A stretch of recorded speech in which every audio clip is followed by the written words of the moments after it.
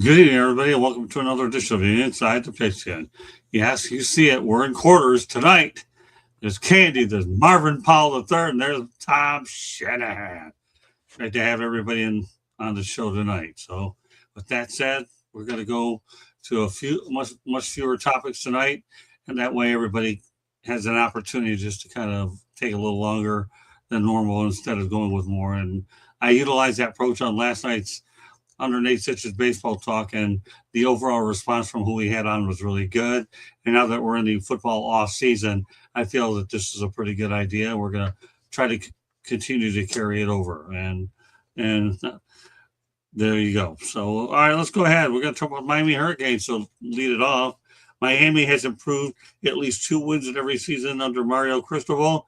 Progress, people. 2022, it was 5-7. 2023, 7-6, 2024, 10-3, and 2025, 13-3. Going to Marvin Powell first, okay? Give me your thoughts, Marvin, okay, about the progression of how the Canes have done things, obviously leading up to their finals berth. I'm sorry to cut you off. I just wanted to get that out. Go ahead. The floor is yours, Marvin. Yeah. Mario Cristobal, he has tremendous experience. This guy was a head coach at FIU. He was at Oregon. He's coached under Saban. He played at Miami, during the glory years. So, I mean, he's a really seasoned football person, a really seasoned coach. He's a guy who saw the GOAT, Nick Saban, do it.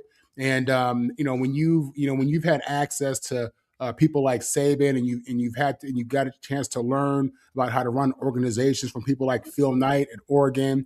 It all seems to come together for him at UM. And what you're seeing is this guy just walk into a program that wasn't doing well, and he had a plan. He had structure. He had a vision. He had a resume that said he knew what he was talking about, and he put it together. You take that plus some NIL dollars. Now you got some recruits. You see where he's able to pay guys like Malachi Tony. I just saw something ridiculous with his NIL deal. But Mario Cristobal is just putting it all together, man. He's been around. He's been there, done that. He's a Cane. He's from the area. He gets the culture. And, it makes sense that this guy at this time in his career is taking off. And, to do it at your alma mater, I mean, there's nothing better than that. Obviously, they fell short this year against Indiana, but it is very fair for UM and for UM fans and alum to feel like they are back, competing for championships, because that's what you want. That's all it's about, and obviously you want to win the big game, but you want to be able to compete for championships. So yeah, it's been remarkable what he's done. This is what good coaching looks like, and I'm a fan. I've been a fan for the Canes for a while. Happy to see Mario do it the way he does it. He's a first class guy. He's doing it the right way, and couldn't be happier for him in that whole University of Miami brand. Glad you mentioned FIU. I'm going to add something to this, okay? T.Y. Hilton, wide receiver.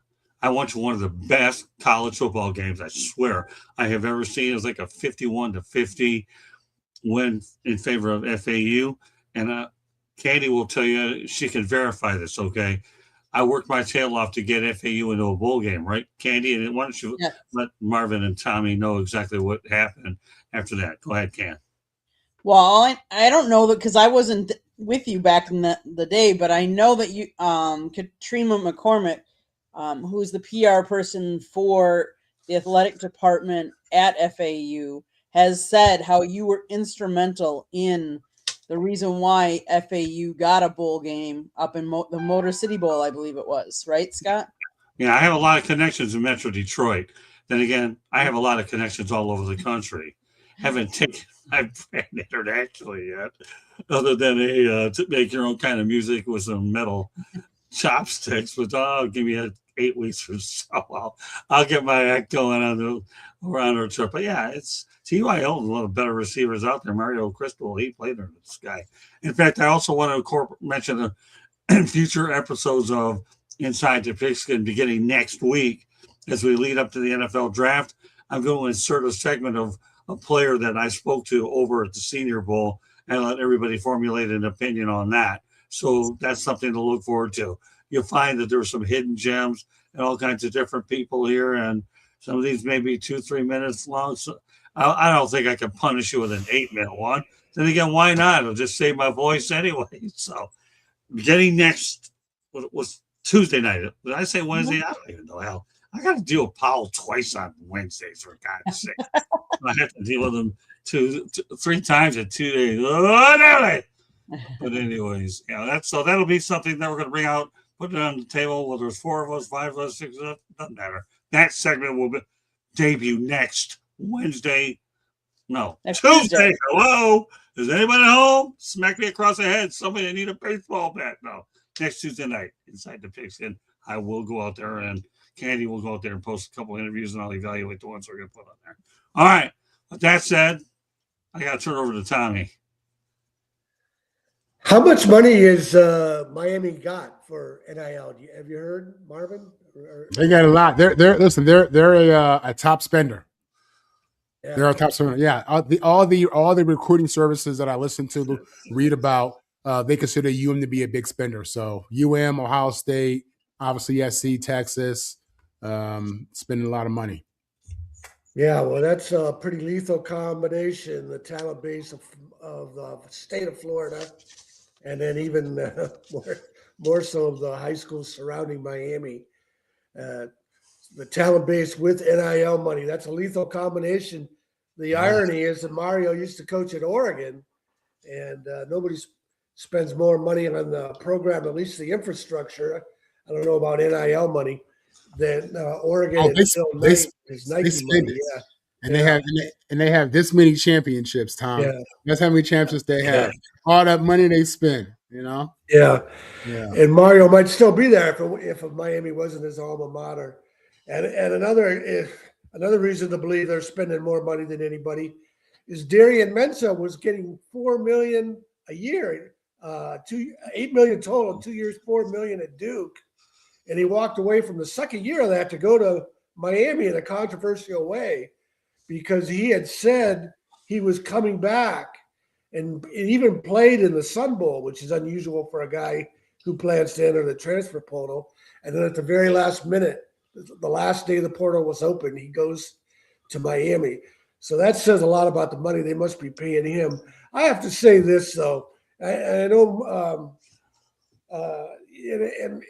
if you watch the documentary on the American Basketball Association, Soul Power, that was on Prime Video, it was really well done. And one of the things it ended up on is how the ABA guys never got their pension money that was supposed to be part of the merger.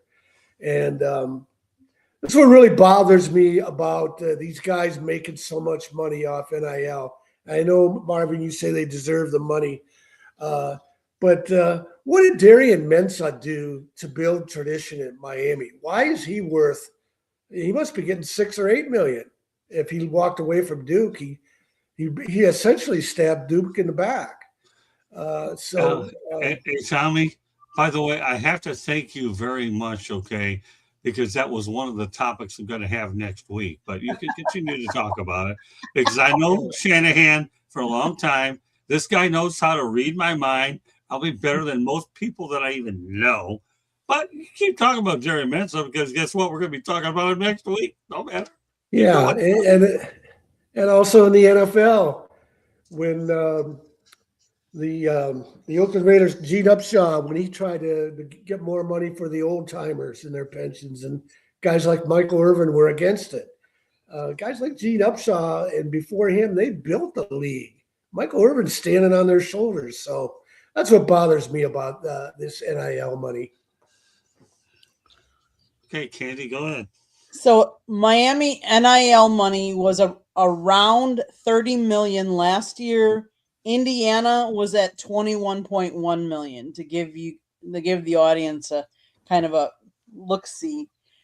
As far as the Hurricanes and Mario Cristobal increasing and building, Mario Cristobal is a really good recruiter. And I think he really knows how to recruit good talent. He's a leader of men. He's building a culture down there, and the guys are believing in wanting him, and I'm going to bring in a guest here that seems like he's wanting to come on the show. Hey, Hello, just Mr. Bo. wanted to come and say hi.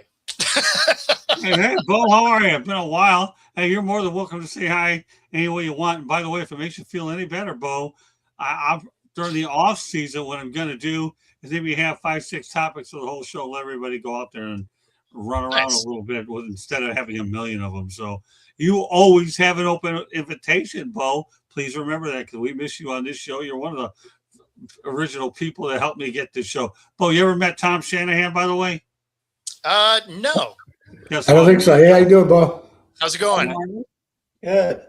So you want to stay on here the whole time here? How much time you got, Bo? I'm just popping on for a minute. I got to get on a phone call, but I wanted to share the show out for you and then, pop in, say hi. But yeah, I'm trying to get ready. My daily show is headed to the radio. And so it launches Monday. And so I'm trying to get all of those parts moving in the same direction, which it's a good thing I don't have any hair, because I'd have been pulling it out. So I'll tell you one thing. Our experience, Bo, with the Senior Bowl is fantastic. I got a ton of interviews over there. I did a lot of those. So, I was sad I missed it. I wanted to go, but just logistically didn't work. But the Senior Bowl is a fantastic event. I was glad to see you guys made it. Yeah, I plan to make it a regular thing every year. I just hope that they don't have 34-degree temperature the day they came of it. They get cold after a while. It was cold. Yes. Yeah, that's the coldest Senior Bowl they've had forever, and I happened to go into it. And when I came back, I was I don't know, I was a wreck. Under the weather. It was gorgeous last year. So that's too bad. That actually makes sense timing wise, because basically the whole East Coast was cold. Yep. Yeah. So it was funny because it's been nice here in Seattle randomly. So everyone else is getting cold weather and snow, and we're just like, oh yeah, I don't know, it's 50 and sunny. Yeah, well, we enjoyed it. I'll tell you one thing. I plan to go there every year. I really do. So I enjoyed it. I got used to the format. About after practice, you only got 10 minutes to get whatever the heck you can get, and then you take advantage of those media availabilities. When you go to an event for the first time, you have to, let's see what hand I've been dealt, is the common thing that Gene Hackman would say in Hoosiers. And that was kind of like the mentality I had when I was at Senior Bowl. Now, I was telling Molly Middleton, as I said goodbye to her, man, I'm coming in. I'm hooked on this. And she's they don't give you a lot of information when you first get there. So that first trip to Senior Bowl, you are exploring the stadium and figuring out that the press conference is like hidden behind the building up 2 floors. You're just like, where are we supposed to go? And it's this cloak and dagger, hope you can find it. You're like, I feel like it would be helpful if you guys just like told us where stuff was, but that's not really how the Senior Bowl works. So your first time there is absolutely just trying to figure out what the hell is going on. Well, we got 24 people on tape. So, perfect.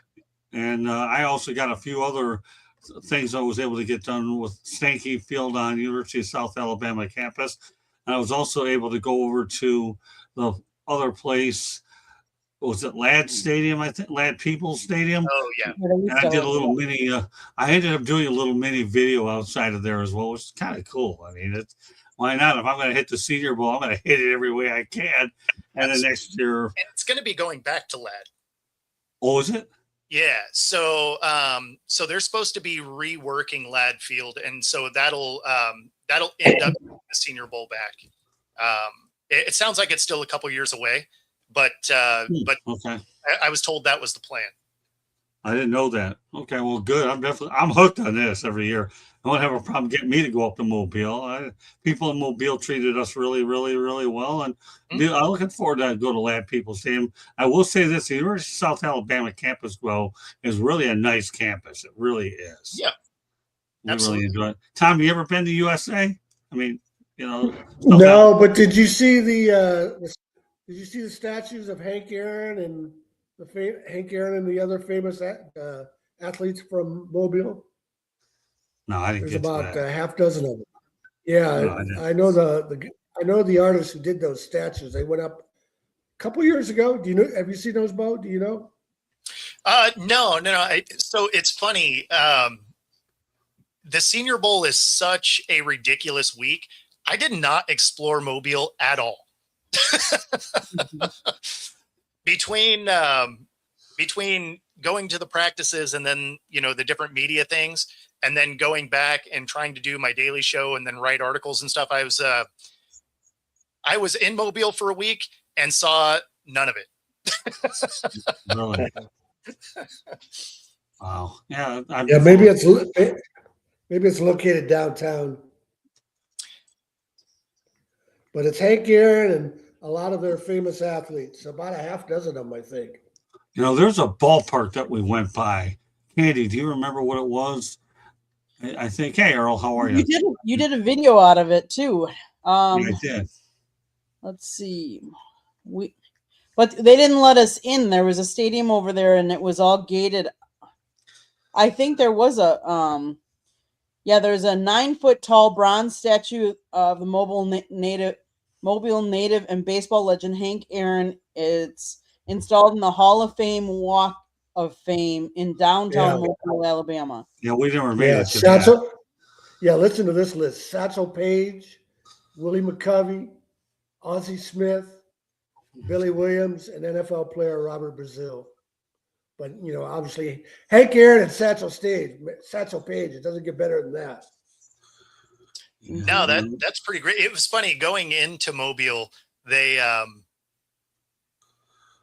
was like, oh, like what are some things? And they're like, oh yeah, the Battleship Museum. You got to see that. And I didn't see that because here in Seattle we have all of that stuff anyway. And then outside of that, the next thing they told me, they're like, oh yeah, we have more murders per capita here than anywhere in the US. I was like, oh, I feel like that's probably not something you should tell people when they visit your town. And then they also want to tell you that it's where Mardi Gras started. Even though New Orleans does it bigger, Mardi Gras started in Mobile. But that's kind of that was kind of it, right? I was just like, all right, well, I mean, like one of those things is an interesting fact. A battleship, coming from Seattle, don't need to see that. The murder rate is probably something you should keep to yourself. I don't go very far. I just went to the hotel over to the other stuff and stayed away from everything else. I don't deal with that stuff. But yeah, I got to mention this. If bringing up the battleship, a guy named Tom Abels was like San Diego State's biggest fan ever. He goes all the way back. He went to the school post World War II. He was there through all the great Don Coryell glory years. He suffered through the down years, and he served on the Alabama in World War II. And so late in his life, he lived to be about 90. So I think when he was about 85 or so, San Diego State played a game. Maybe it was against South Alabama. I'm not sure, but that was a big deal for him to be able to tour the Alabama all those years later. Mm-hmm. I didn't realize you guys were live. I didn't realize I'm messing up your show. Oh, seriously, we're live. You're always welcome on this show. I was just coming to say hi. Let me tell you something. At the beginning, for those people that don't know the history of Inside the Pigskin, this guy here is one of the originals that helped me get it going. So anytime Bo Crouch ever wants to come in this show, he has an open invitation. Well, I appreciate you guys entertaining me while I was here. I do got to jump on my phone call. Great to see you guys. And have a great rest of your show. Congratulations on your Seahawks. Yeah. Yeah, absolutely. Great to see you too, Bo. It always is. I view you as an extended part of the family. You've been with the South Florida Tribune media for the last several years, and for those of you that want to know how long it's been around, I have to admit, this was my first. I had hair when we started. I don't know what I had back then. I get asked this question a lot, and because I've always worked for other places, like especially particularly in the media and home improvement places. But my first shot at doing business on my own being this, okay, I don't count insurance and all that other business because you can't put it all in LLCs or however that stuff works. it's been really fun because I've watched this thing grow from the ground up. You know what I mean? From the minute you have one YouTube subscriber all the way to reaching a good number and all the media distribution partners. I wouldn't have gone in business for myself unless I really thought I had a sure shot, Bo, that I can make it. And here we are, 8, 9 years. We're going strong. We're always learning everything. Technology will drive anybody crazy. I mean, I certainly hate it, but yeah, I've enjoyed this. I mean, here I am in a later in my life, and I look at it this way. The one business endeavor that I took on my own that I could really work with was one in my industry. And I'll tell you one thing, I'm grateful for that because I got a book to show for it, among a lot of other great memories as well. So, people don't know the background out of it here. We only have a handful of topics today. So it's just great that we can bring a lot of different things into the program. And more importantly, they get to see one of the originals, Bo Crouch. In fact, for that matter, Bo, what I want you to do now that you popped on here, let everybody know how they get a hold of you, how to follow you, because that doesn't change. Yeah. So on socials, it's Football Talk with Bo. My YouTube channel is at Football-Talk. And coming March 2nd, 97.3 ICU Radio. Sounds good. All right, Bo. Thank you very much. Congratulations. Good luck. Thank you. Congratulations. Thanks for being on.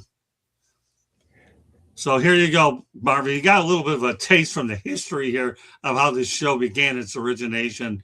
And Bo was the one guy that every time I got in technical jackpots here, okay, he was always the first one to answer my text message. This guy's great. We could say Candy and I, we surround ourselves with a lot of good people over the years.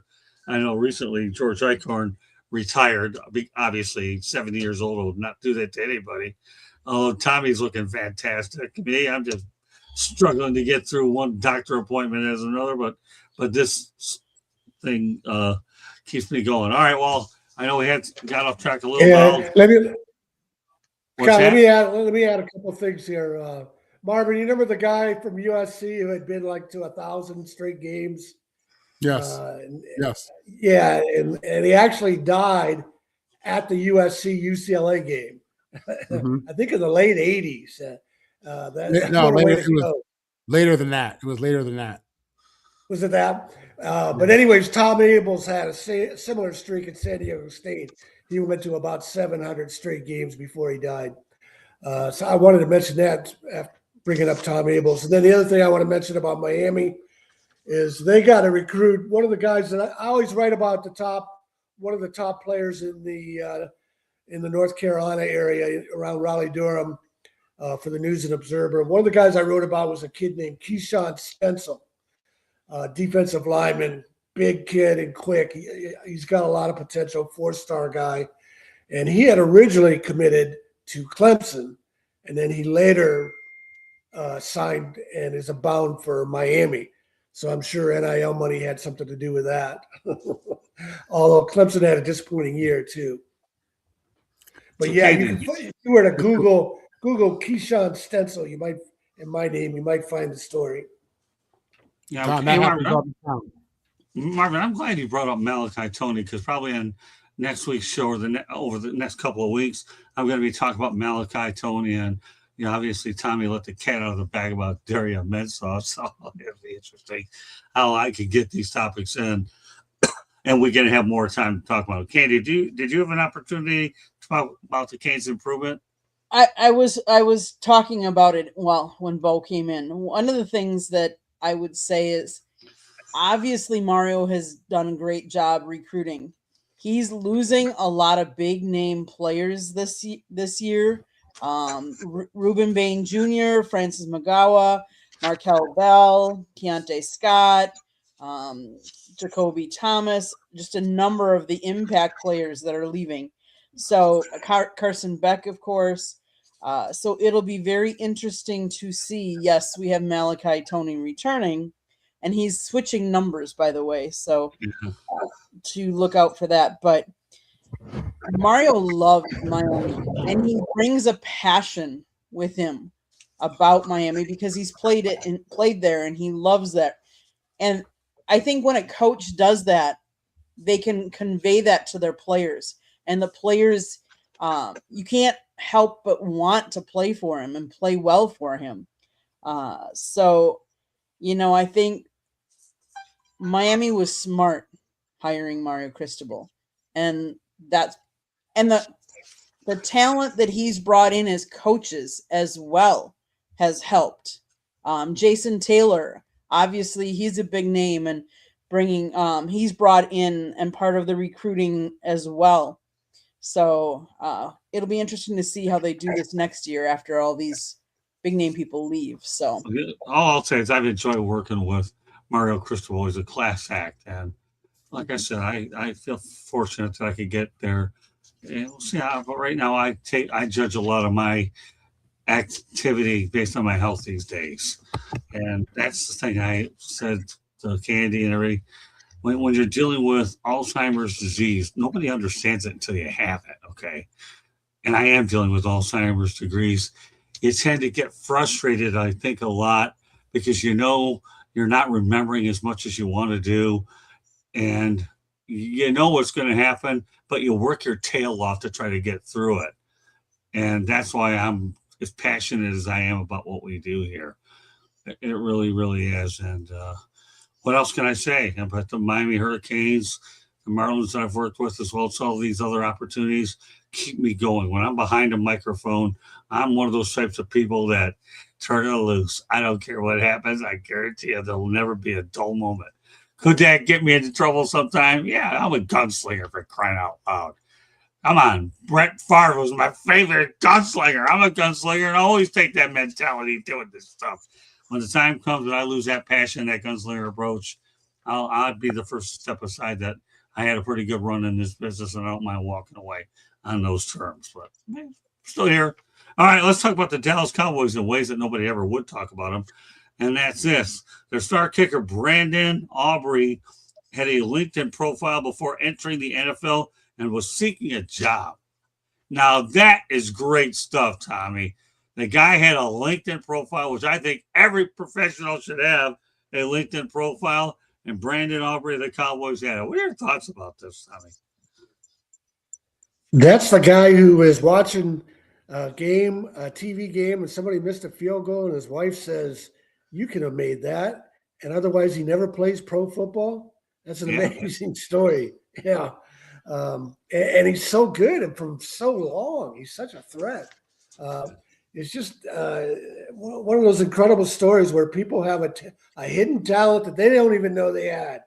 He thought he was a soccer player. And I guess he was never around a school. Well, no, he was at Notre Dame. Now Notre Dame doesn't need kickers. So I guess that didn't happen. But it seems like when you're in high school and you're a great soccer player, that the football coaches will get you to come out. And I no sooner say that sentence than I think to myself, yeah, he was probably involved in all kinds of club programs year round. And because now these kids only play one sport, so that probably had something to do with it. But it is incredible that he was sitting on such natural football talent. And it might never have been tapped if he hadn't if he wasn't watching a game with his wife and his wife offered an opinion. Yeah, I'm amazed when athletes go on LinkedIn. Is what I am. And one of the things that I would try to talk about is when you're on LinkedIn, you reach out to a much different type of audience is what you really try to do. I built my platforms on LinkedIn. I built a lot of my good relationships on LinkedIn. That's all in my book, Lessons from the Microphone, which Candy's going to give a station break in a couple of minutes. But LinkedIn is important, man. Tommy, I know you probably have one, don't you? LinkedIn profile? I used to. I don't have one anymore. I mean, you don't need one anymore. Well, you don't need one. LinkedIn messages, but yeah, you're more established, man. You're a KG veteran like I am. And as we approach the back end of things, we just do what we got to do. But I keep my LinkedIn profile because I have various different ways I can use it. So, Katie, give me your thoughts about this story about the kicker and the LinkedIn. Well, he was drafted by Toronto FC in the Major League Soccer and played for the club's reserve team back in the day. And then he switched to American football. But as far as LinkedIn, LinkedIn is very much a professional tool that anybody can use for professional reasons. So I find it unusual that would be a way that a kicker would, get out there and.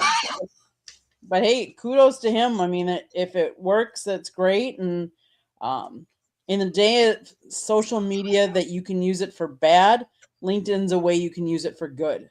So I like LinkedIn, and kudos to him. Now he's trying to sign a hefty contract. We'll see if it pans out for him. All right, let's go back to the chat room. Earl Superstar Kinsey, because that's what he is. Okay, God bless you, Earl. Love you too, Earl. And also LinkedIn is great. Love it. Again, you hit the triple crown of great stuff, Earl. Thank you very much. All right, Marvin. You're the last one who is the last word on this topic, Yeah. Mr. Paul.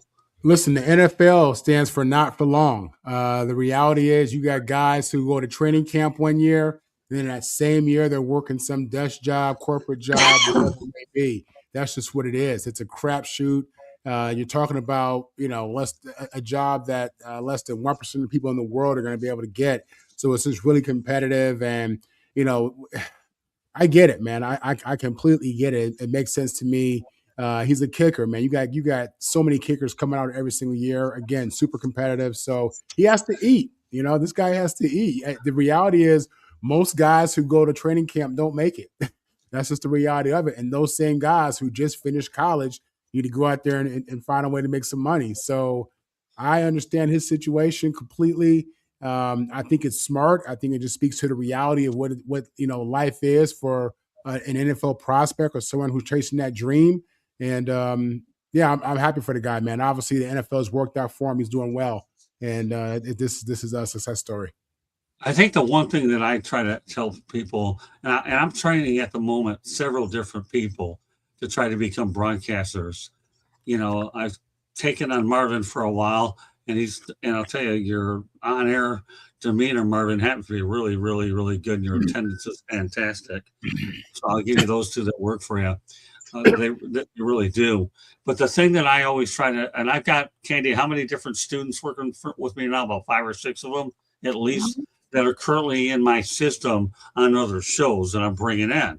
And the thing that you have to do in this business is with your content. And that's why I take a lot of pride in putting these shows together. Be different from everybody else. Anybody can sit here and blabber about the obvious story angles, but if you could get somebody out on your platform and learn about the different stories, such as the one with the kicker on LinkedIn, that's what separates a journalist from the clicks.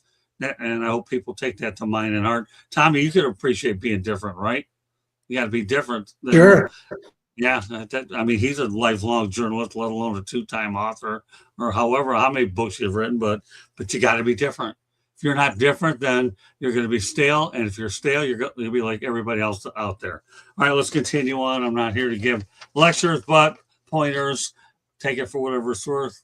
And we'll go to another portal commitment. Michigan State adds big frame, former Illinois defensive lineman Eli Conan. This guy's 6'7", 290 pounds. Who spent 1 season in Illinois and played in all 12 regular season games. All right, Tommy. Every now and then I like to get Powell his USC stuff. Now we're going to go out to Michigan State, and that's your Michigan State Nugget. What's your thoughts on this addition for Michigan State? It can't hurt. That we were our pass rush was terrible last year. That was one of the big problems with the team. So I can't give you a lot of a big breakdown on them, but Pat Fitzgerald scoured the transfer portal to rebuild that roster because there were a lot of holes, and the holes were primarily in the offensive and defensive line. So I hope he pans out. Marvin, some thoughts about adding guys 6'7", 290 to go out there and scare the daylights out of a few people? Tommy's right. I saw Michigan State's team up close when they played USC. They have no pass rush whatsoever. Right. So yeah, it's a situation where this can only help them. Pat Fitzgerald is a proven coach, good coach. I believe he'll do great with that program. And yeah, they have to get as much talent in there as possible. The good thing about the portal is you could be a team that if you have some money, which Michigan State does, you can completely change your team and change your fortune going into the season. So this is part of that process. Let's see what this kid does. Candy. Yeah, I mean, Michigan State, they play in a tough conference. Let's face it. Big Ten is not easy. It's not a cakewalk conference. So you have to do whatever you can to play and compete with the Ohio States and Michigan inside, and having two Big Ten schools inside the state, you got a lot of rivalry right there. That also adds intrigue to when you are recruiting. We all know that Michigan comes down to Florida a lot to recruit. Uh, so Michigan State can too, and they needed a lot of help this past year. They didn't have the year that they wanted to have, so kudos to them for bolstering where they needed to. Funny how you say that, Candy. Tommy, you could probably back me up on this, okay? I think one of the guys who actually came down here to recruit here was Bo Schembechler, and that's when he ended up landing Anthony Carter. And then that was the first time I had heard about it. Then, of course, the state of Michigan, or the Michigan schools started coming to Florida, and it took off from there. Tommy, do you remember when Bo landed Anthony Carter? I don't know. Not specifically, but Lorenzo White was from. Well, you know what? I was waiting for you to say Lorenzo White. He actually came out of Fort Lauderdale too, as I understand. Charlie Baggett recruited him. You know Charlie, Marvin? Charlie who? Charlie Baggett? Yes. The name sounds familiar. He lives in Atlanta, yeah.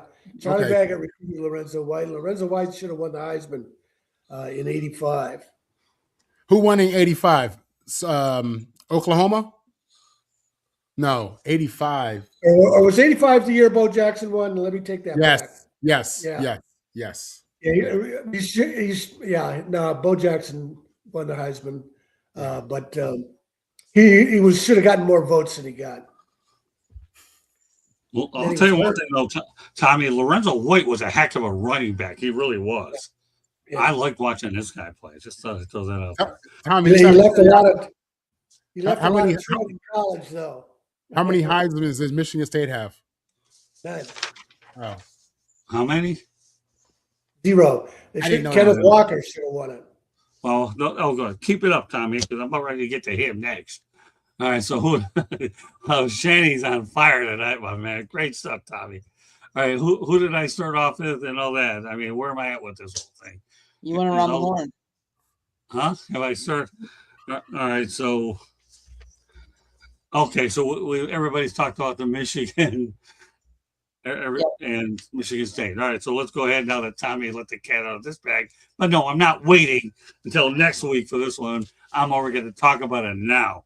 Speaking of which, Kenneth Walker III is the first running back to win a Super Bowl MVP since Terrell Davis in 1998. 28 years. All right, Marvin, what are your thoughts about Kenneth Walker and Terrell Davis in the same sentence? Terrell Davis is a Hall of Famer, short career, but man, was he the real deal.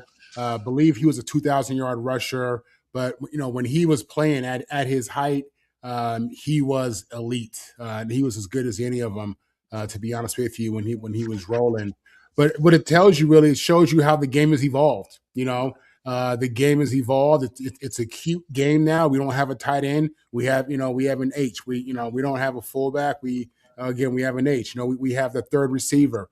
It's a passing game. It's a quarterback's game. The fact that the Seattle Seahawks were able to play old school football, defense and run the ball, nothing fancy about that at all. Not a darn thing fancy. No turnovers, run that ball, play defense. They fed Kenneth Walker. He is an outstanding back. He was amazing in college. Time is right. And then with the Seahawks, he's been steady. He's been consistent. I mean, every year, he's really one of the most underrated players in the NFL when you think about it. Even without the Super Bowl MVP. That organization has ran through him for the most part for the last 5-6 years, I feel like. So, he's a great player, man. And, it's unfortunate that we've evolved away from the run game. It used to be that the entire offense went through the running back. Now you got to have a guru quarterback, and he has to be able to do a million different things. And, they want to throw the ball 40, 50 times and spread you out. And, it's just the evolution of the game breaks my heart. Happy to see Kenneth Walker go out there and do what he did, though. Well, keep in mind, Terrell Davis is the reason that John Elway won a Super Bowl because John took him there by himself, but they needed a running attack, and Terrell Davis was gobbling up yards. And here's a guy, let me also preface this point too, that he ended up having migraines all the time. And he had battled through migraines even during games. And I get probably 3 to 4, 5, 6 migraines a day. So that's what I don't really divulge my health information a lot. But when you run into situations where you get migraines on a daily basis, you have to, I put my head over my head and just try to shake it off, but they just don't go away. And then when you put them in a situation where you're on the ball field getting them, that isn't any easier. So yeah, you're right, Marvin. I mean, the game has changed. The running is starting to come back a little bit with some of these better running backs is what they have. But there was a period where there weren't many situations where we could. But 28 years from an MVP, from what are we talking about? Terrell Davis to obviously Kenneth Walker III is pretty huge stuff. Okay, Tommy, go ahead. Hey, as long as we're talking about Terrell Davis and the value of running backs, when they beat the Packers in the Super Bowl, they were underdogs. The game was in San Diego, and I was there. I covered that game. He had one of his migraines, and they asked him if he could just get out on the field as a decoy. He said, "We're not going to give you the ball. We just want you to be a decoy." That's how much the game has changed. They wouldn't do that now. Oh, that's true. And Davis did that. And also Davis would have cashed in on his Super Bowl experience. And Kenneth Walker is in that same position, but the Seahawks, for their cap hits or whatever it is, they don't want to pay it. The Broncos paid it. That's how much the game has changed. And I have a hard time struggling to keep up with the game to accept these kind of changes. I don't know how Kenneth Walker doesn't carry the ball 30 times a game either. He's got a lot of miles left in him. Wherever he goes, he's going to help that team. But and that was another thing that helped Terrell Davis. You know, Terrell Davis, when he played at Lincoln High School, which was the same high school as Marcus Allen, they had a couple of other Division I running backs on the team. One guy, Charles Brown, he went to Utah. And I can't remember the other guy. But nobody really knew who Terrell Davis was because I was working in San Diego at the time. He went to Long Beach State when they still had a program, and George Allen was the coach. And George Allen called him Secretariat. He thought he was so great. But then, and that was his freshman year, though. And then Allen died before there was a second year. And he transferred to Georgia. And the Georgia coach, I can't remember his name at the time, he didn't like Terrell Davis. And Terrell never really played at Georgia. He was like a 5th-round pick for the Broncos. And this is the kind of guy Terrell Davis is he had made the team, the final cut. And I was working on the desk that night. I wasn't writing stories. Sometimes you had to do both. And I saw that he had made the team. And so I called the Broncos PR office, Jim Sacamano, a longtime famous PR guy, and asked him if it was possible to get Terrell on the phone. And he said, well, the guys have all gone. They've all left the training camp, so I can't promise you anything, but I'll pass on the message. And this is the kind of guy Terrell Davis is. He called me back. And I was able to sneak in a few quotes. And I'll remember this. One of his quotes was, early in training camp, John Elway looked at him, man, you keep playing like that, we're going to finally have a running game. And that was the story of the Broncos the next few years. Elway was losing Super Bowls before Davis got there, you know, so that tells you right there. People forget that. Yeah. Elway didn't win a Super Bowl till year, 16, 17, and that was with Davis, you know? Yeah, and Elway recognized it right away. He recognized it in training camp, the difference Terrell was going to make. Listen, Marvin, I was at Super Bowl 33 in Miami when Elway went out on top. And I was in the post game the day after asking Elway a question that nobody that whole Super Bowl week even asked. You know what that question was?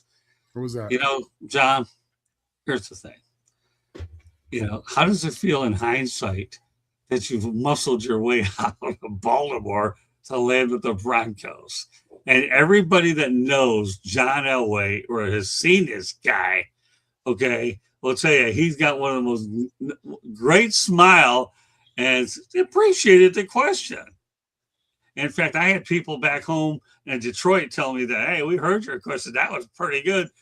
Because, again, he didn't want to play for Baltimore with Robert Irsay. Jim Irsay was a good owner. Robert Irsay, forget that business, man. I mean, he was awful. And John Elway managed to work his way out by leveraging him in the New York Yankees because he had a baseball contract, too, until he subsequently forced his way over to Denver. I don't have to tell you, though, in the eyes of Paul Harvey, the rest of the story. Remember Paul Harvey, Tommy? Oh, yeah. Yeah. There's a documentary. I'm not sure if it's on Prime Video or Netflix on John Elway. That was really well done. It's excellent. When I was around John Elway, he was pretty classy. And for me, with my first of 5 Super Bowls, to see John Elway, my first one, going on top, I couldn't have painted that picture any better here in Miami. All right, Candy, some thoughts about Kenneth Walker and Terrell Davis. Davis was selected by the Broncos in the 6th round, 196th pick overall of the 95 draft. He is the Denver Broncos' all-time leading rusher with 7,607 rushing yards. He still holds the NFL record for the most rushing touchdowns in a single postseason, scoring 8 in the 97 playoffs, culminating in him winning the Super Bowl MVP award. And in 1998, he became only the 4th NFL player to rush for over 2,000 yards in a season.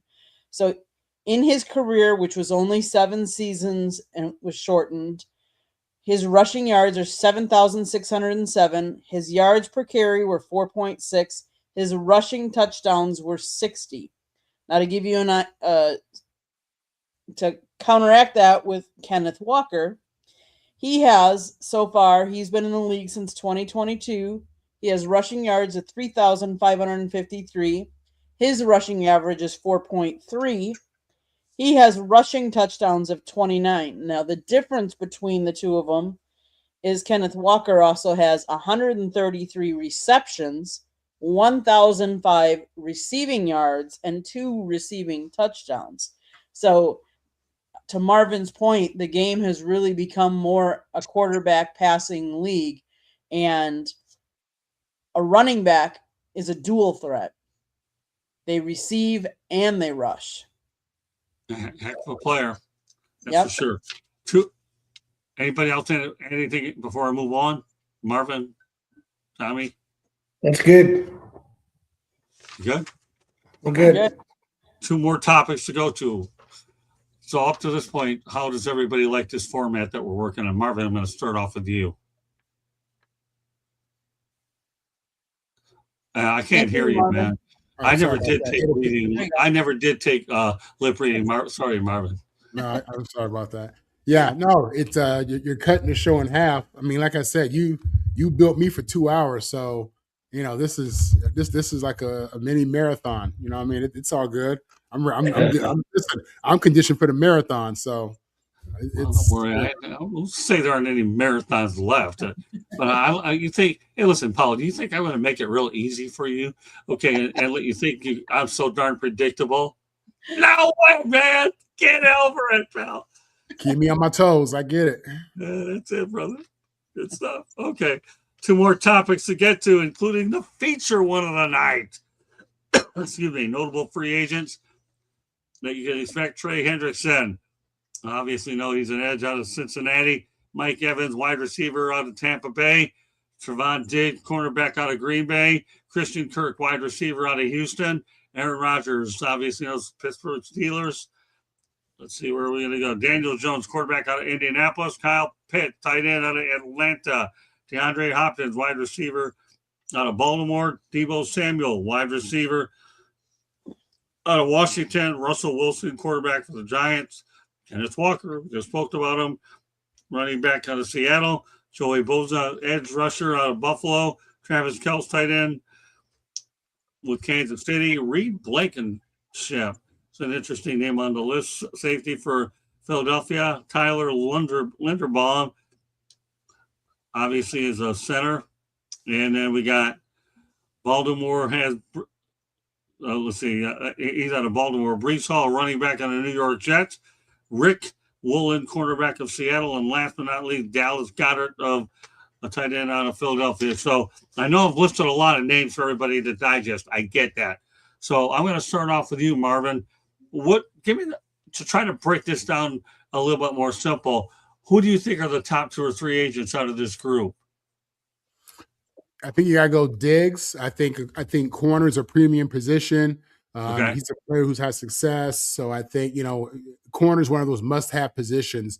And then from there, probably for the Steelers is going to be retaining Aaron Rodgers. As crazy as that may sound, Mike McCarthy he's familiar. They have some pieces. If they want to try to be competitive, I mean, they're going to have to do something at quarterback. If not, they're going to have their first losing season in 20 years. So, I'll go with Aaron Rodgers to the Steelers and Diggs. Okay. Yeah.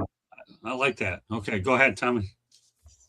Yeah, this wouldn't be my specialty, but of course I'm going to say Walker. And like Marvin said, cornerbacks are important. I don't know. Is Mike Evans still have a lot of years left in him? I mean, he got gas in the tank. Oh yeah, yeah. He's he a played. great player. He's big guy. He'd be a good addition for anybody. By the way, thanks for the kind words, Earl. I appreciate you very much. You're great, awesome, man. Okay, so who are your 2, Tommy? Yeah, Walker, Evans, and Diggs. All right, Candy, who you got? I mean, I think we've all talked about how this is a quarterback-driven league right now. I think you got to start with your quarterbacks. I mean, you have Daniel Jones, Malik Willis out of Green Bay is a free agent, and I would definitely say Aaron Rodgers. I mean, at 42, I know but he showed some life last year, and he got his team to the playoffs. So he's going to be a Hall of Famer.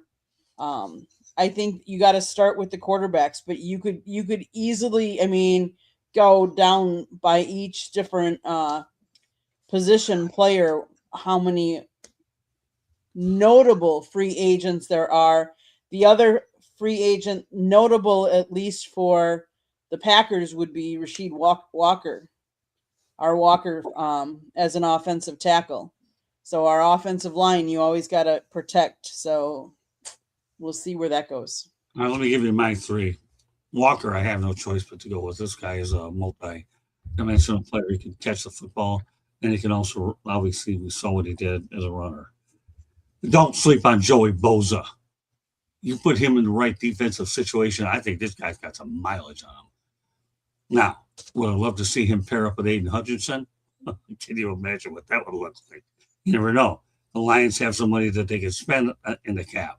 But I'm not going to go out there and sit there and tell them how to spend their money. But don't sleep on Joey Bosa. And the other one I have is Kyle Pitts, a tight end out of Atlanta. So considering we're looking at a situation where it's an offensive NFL, this is what really I have.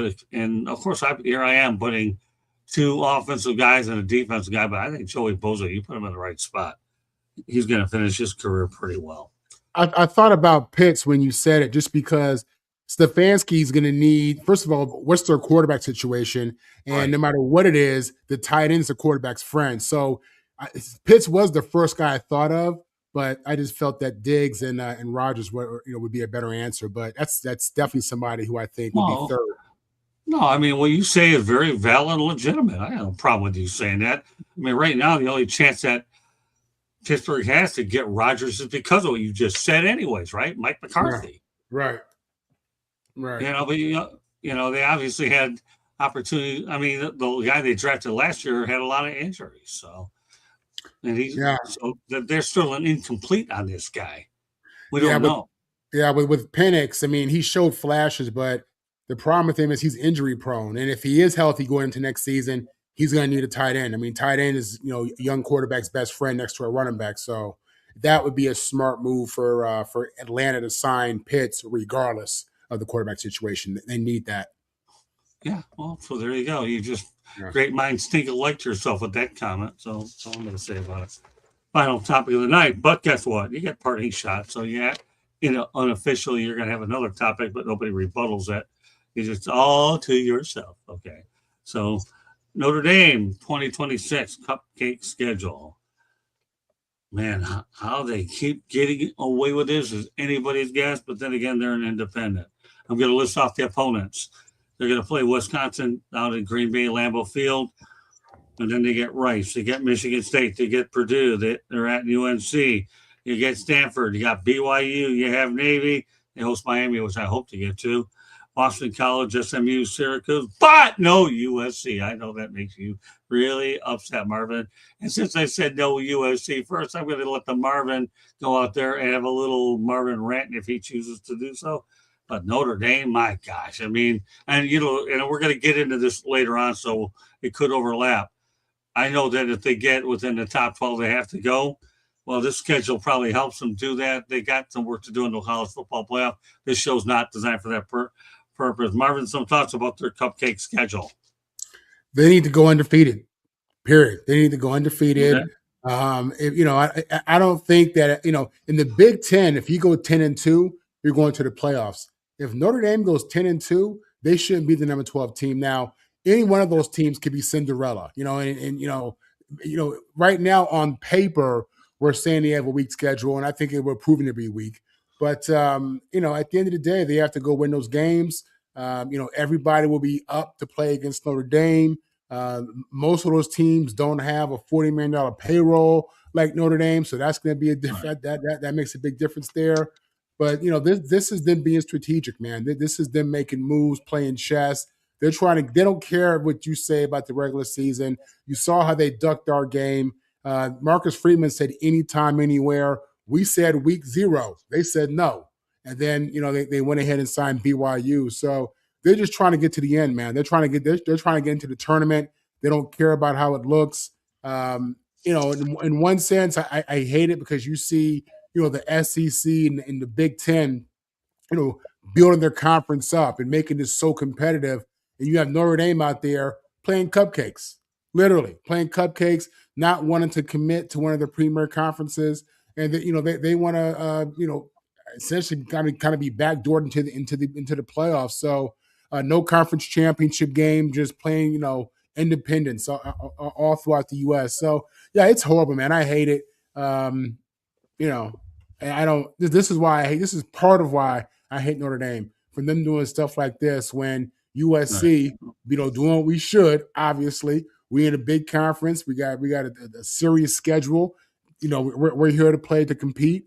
And Notre Dame, they're trying to go through the back door. So it is what it is, man. It speaks to who they are. Yeah, but I like you said a mouthful for all the right reasons, Marvin. You really did, because let's face reality, okay? They better go 12-0. Period. 11-1, they could get in if that one loss is against Miami. Okay, I might give them that, but not anything less than either of those two numbers. But you do make a lot of good points. Okay, I'll turn it over to Tommy to make some more good points. Yeah, Candy, have they come out ranking the strength of schedule yet for 2026? I don't think so. It would be interesting to see where that sits. They may not have them out yet. But hey, let me go back to 1995 season. Northwestern opens at Notre Dame. It's supposed to be an easy win for Notre Dame. Notre Dame ranked number 9. Northwestern is always at the bottom of the Big Ten. Northwestern beats Notre Dame. Northwestern goes on to win the Big Ten title and play in the Rose Bowl. So you don't always know what a team is going to be like the next season. And that's never been more true than now with NIL money. Now, I haven't studied what kind of roster rebuilding Wisconsin has done. Rice should be an easy win. They're a bowl game. Michigan State's roster should be improved, but again, they'll be an underdog. So, yeah, it looks like a soft schedule, but you just don't know in this NIL age. Everything changes so fast, and we'll have to see it. And, again, they only have to finish ranked number 12, and they're in the playoffs. Okay, great stuff. You know what? I like Eddie Prather. Gary Barnett, Northwestern head coach that year. Gary Barnett was a heck of a coach too, Tommy, wasn't he? Yeah, Good they had a stuff, great man. running back, Dennis Autry. He didn't make it in the NFL, but he was a great college running back. Yeah, but Gary Barnett was a really And good coach. they had a linebacker named Pat Fitzgerald. Oh, did they? Okay. All right, Candy. So Notre Dame's recruiting 2026 class is ranked number 4 nationally. The roster includes 9 5-star prospects, and they are among one of the top favorites to actually win the 2026 college football playoff. With that being said, here's where I have a problem with Notre Dame. Notre Dame, you want to say that you deserve to be in last year and Miami shouldn't have and da. Yet you pick teams like this to play. You're not playing a tough schedule. That is not a tough. I mean, and don't get me wrong, I'm a Badger, but the Badgers have not been. They've had bad luck the last couple of years because each year on the first game for the last 3 years, I believe their first string quarterback has gone down each of the last 3 years. So they've had some tough luck. But to open the year out in Lambeau Field is pretty cool. That's a cool thing for the Badgers as well as Notre Dame. But as far as your schedule, Notre Dame, you lose a lot of respect with playing soft schedules like that and not honoring teams that you used to play, rivalries that you've played, only because why? They're tougher now? Is that why you decided not to continue your rivalry against USC? Just my thoughts. And yes, you're going to have to win out, and I'm going to say you're going to have to win out all of them. Yeah, I'd say 12-0 is what they have to do. Take USC off the schedule is absolutely outrageous. Stupid. Period. It's a major rivalry game. I know lots of, and over the next few weeks, I'm going to go over some things that I've been picking out from my different sources about games that have been knocked off because of the SEC 9-game schedule. I get that, but let's be realistic, okay? When you're an independent, you can pretty much pick your schedule. I'm not drinking the Kool-Aid. I'm not going to do that. All right, time for parting shots. Marvin Paul lead off. Parting shots. I have, I've been a big fan of Floyd Mayweather Jr., the fighter. I thought he, 50-0. He's phenomenal. I got mixed feelings about him coming back to fight Pacquiao in September. Obviously, this is going to be a huge money grab for these guys, but it really breaks my heart to see these dudes, get out there. And I don't know if they're broke or all the rumors. I don't know. But, I can understand them having the passion and the desire to not want to quit the sport.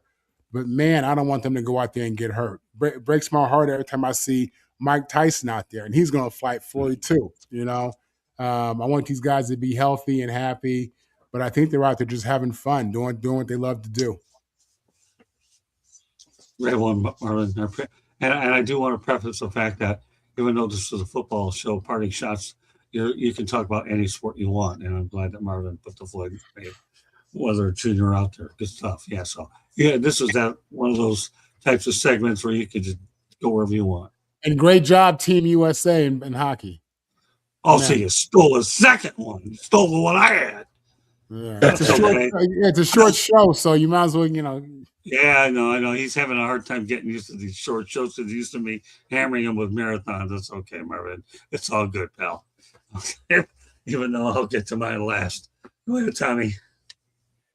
Oh, I'm going to talk hockey too, but in terms of fanboy Kash Patel, the FBI director. He crashes the locker room. He's chugging beer and holding medals up and celebrating with the players. You're the FBI director. You're not a fanboy. I want to say it reminds me of when J. Edgar Hoover was celebrating with Jesse Owens at the 1936 Olympics. The guy has no class.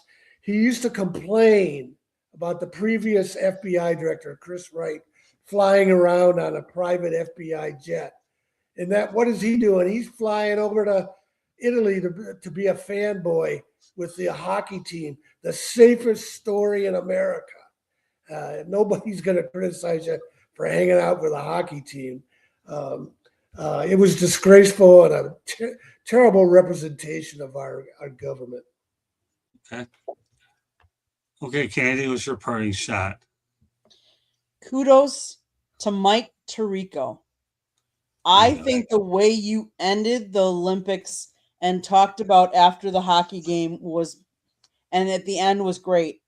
He ended it, the men won 46 years prior to their previous winning.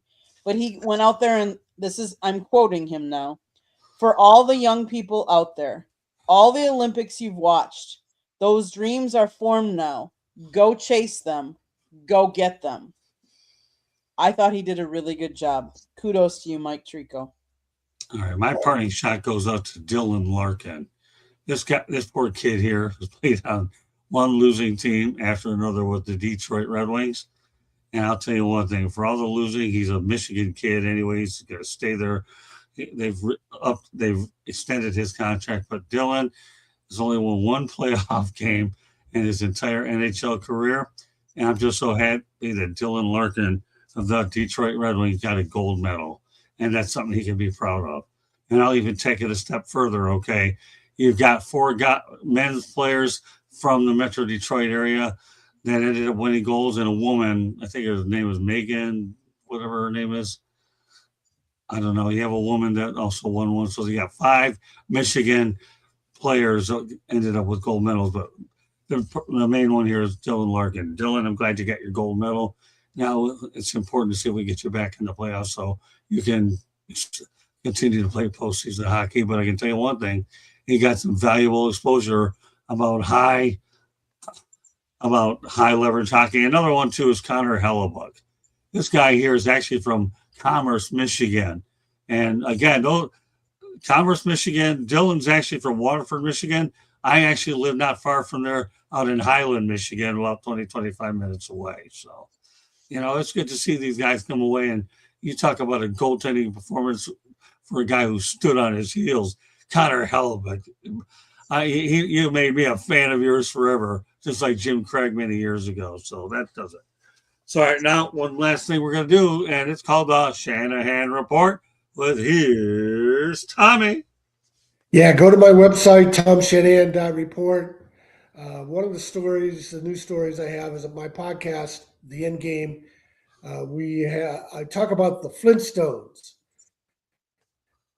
The Flintstones, you're probably thinking, Mateen Cleaves, Antonio Smith, Charlie Bell, Morris Peterson, 2000 national title. No.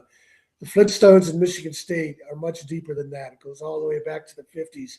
There's just been a long string of legendary athletes from Flint to Michigan State. Flint was a thriving automobile factory town, and a lot of African Americans during the Great Migration came to Detroit, Flint, other northern cities. Jackie Robinson's mom moved from Georgia to Los Angeles for jobs. And that's the story with a lot of these great Flint athletes that ended up at Michigan State. And that's what we discussed. We also discussed one of those athletes was Leon Burton, who went from Flint to Arizona State. And when Dan Devine became the head coach, Dan Devine had been a Michigan State assistant under Duffy Daugherty. And he followed Duffy's blueprint of ignoring the unwritten quotas on black athletes. And Leon Burton led the nation in rushing and was one of the first. No, he was the first black star at Arizona State. So that's episode 37 on my website, tomshanahan.report. Twitter is Shanny4055. And you can buy my books on my website too. It does it. Great show tonight. Probably just a little over an hour. I think we were wide open all over the place, and that's what I like to see when I have this. I will say one last thing before we go off the air. I was very, very delighted with the 4 of us doing this show. I'm always going to try different things with different crews, and what I was able to gain out of this will go a long way in terms of how I structure shows and how many people I wanted at a given time.